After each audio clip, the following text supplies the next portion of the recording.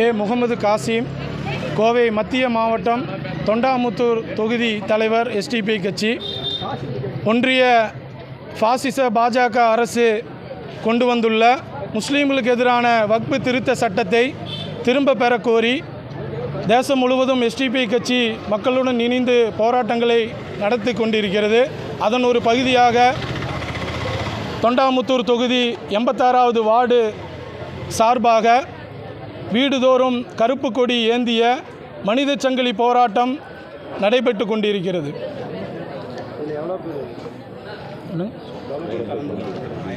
இதில் 500க்கும் மேற்பட்ட குடியிருப்பு வாசிகள் கலந்து கொண்டிருக்கிறார்கள். குறிப்பாக இது மொஹல்லாவிலே, இந்த பகுதிகளிலே இந்த போராட்டத்தை நாம் ஏன் முன்னெடுக்கிறோம் என்றால், மக்களுக்கு இந்த மாதிரியான முஸ்லீம் விரோத சட்டங்களுக்கு எதிராக நாம் போராடி இதை வெற்றி பெற வேண்டும் என்ற ஒரு விழிப்புணர்வை இப்பொழுது கோவை மத்திய மாவட்டம் தொண்டாமுத்தூர் தொகுதி எஸ்டிபி கட்சி சார்பாக மக்களுக்கு அந்த விழிப்புணர்வை ஏற்படுத்துகிறோம். பேர் சொல்லவா?